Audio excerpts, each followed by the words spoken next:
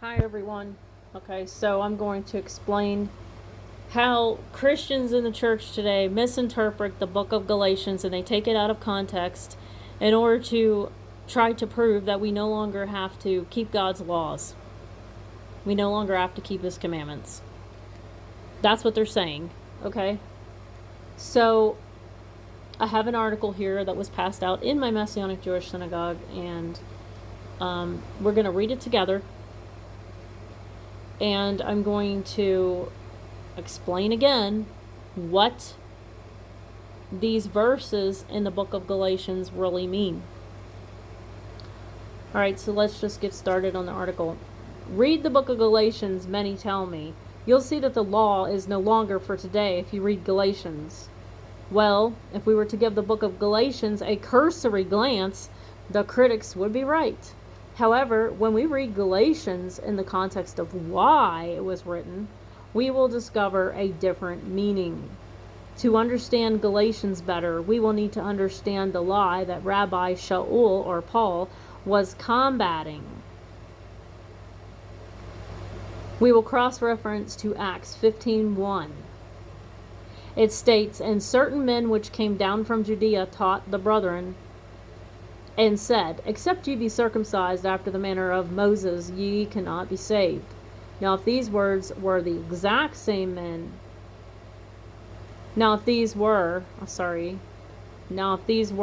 exact same men that were causing the church in Galatia problems or not is impossible to know.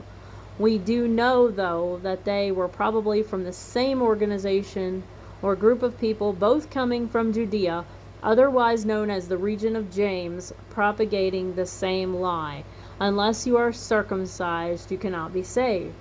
In light of this information, it would do well of us to read the book of Galatians as a refutation of the gain of or retention of salvation by the Torah or law, especially circumcision. The following verses taken from Galatians are examples that righteousness or justification cannot come through the law. Galatians 2:21.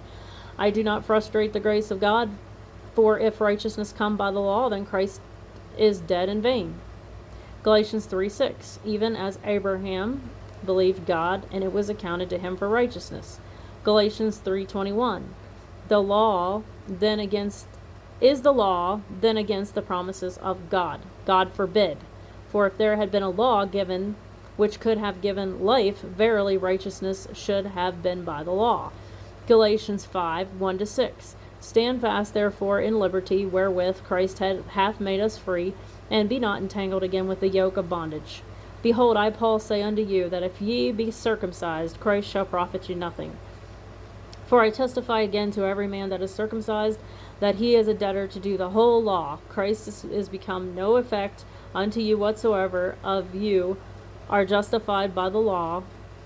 Whosoever of you are justified by the law, ye are fallen from grace. For we through the Spirit wait for the hope of righteousness by faith.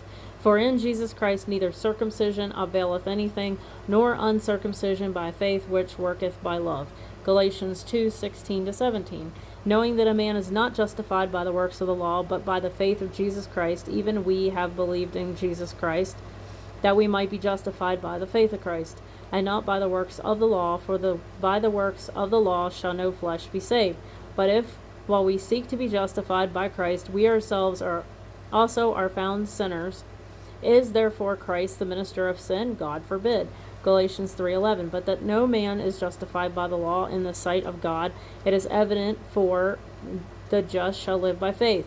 Galatians 3:24. Wherefore the law was our schoolmaster to bring us unto Christ, that we might be justified by faith. Alright? So they take all these verses to try to say, see, we don't any longer have to live under the law. That is not what those verses are saying. Those verses are saying that the old system of the law has been done away with, and there is now a new system. Under the old system, you would die or be punished if you broke any of these laws. Under the new system, Jesus has been punished for us, becoming the blood atonement, so that when we break his laws, His blood covers us and we are forgiven. That's it. That's all these scriptures mean. These scriptures mean that we are no longer under the old system of the law. We are under a new system now. Does not mean the law was done away with. It does not mean that we no longer have to keep it.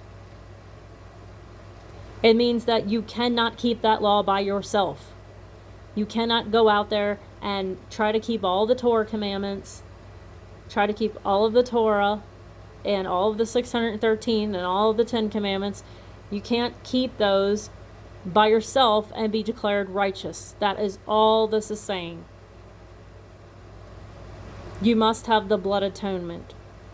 I told you guys, it's a combination of law and grace. You cannot be all grace and you cannot be all law. You cannot be just riding on the pamper of grace, drinking baby formula, and you know what's going to happen to people like that during the millennial kingdom? Jesus isn't going to put them in charge of anything. They're going to be laying over in the meadow making daisy chains.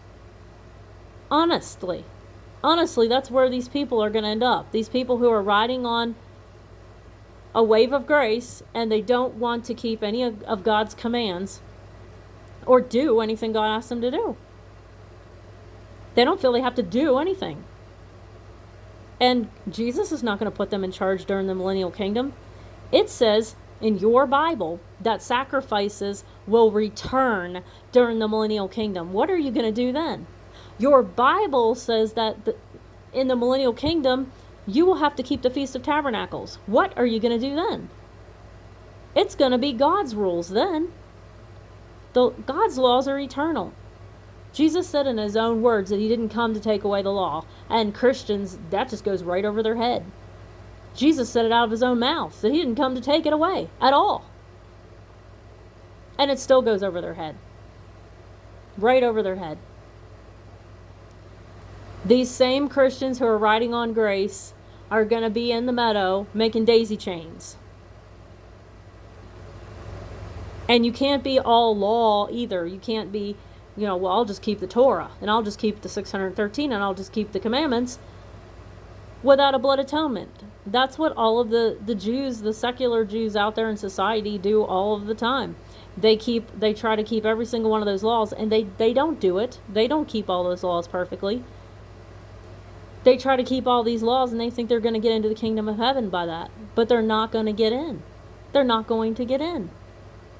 Because they're under a curse. Because they're under legalism. Because they have not accepted Yeshua's blood atonement to cover them when they break those laws. It used to be when you broke the laws under the old system, you got death. Now you get life with Yeshua. Yeshua's blood atonement. It's so easy. A 5-year-old kindergartner can understand this stuff. So Galatians, the book of Galatians, is not telling you that we no longer have to keep God's law. It's not saying that you no longer have to keep the Torah. It's saying you don't have to keep it under the old system anymore. And that if you are trying to do that, you will not make it. I hope that this is clear for everyone. This is going on about 10 minutes now. I think I'm going to end it. I think I've made every point that I needed to make. Hopefully it's clear for everyone. The book of Galatians is not saying that we don't still keep the Torah and the commandments. It's not saying that. It's saying we can't keep them without Yeshua's blood atonement. That's all it's saying. So if any of you want me to read any of these scriptures in their proper context, instead of reading them in the Christian Bible, if you want me to read them in the Jewish Bible, I'll be glad to do that. Just leave it down in the comment section and let me know which ones you want to hear read out of the complete Jewish Bible. The most correct translation to the original text. Thank you, everybody. Have a great day. There'll be more videos coming up. I'm going to do some videos on a couple things. I'm going to read some stuff to you guys. That's going to help you a lot. Talk to you later.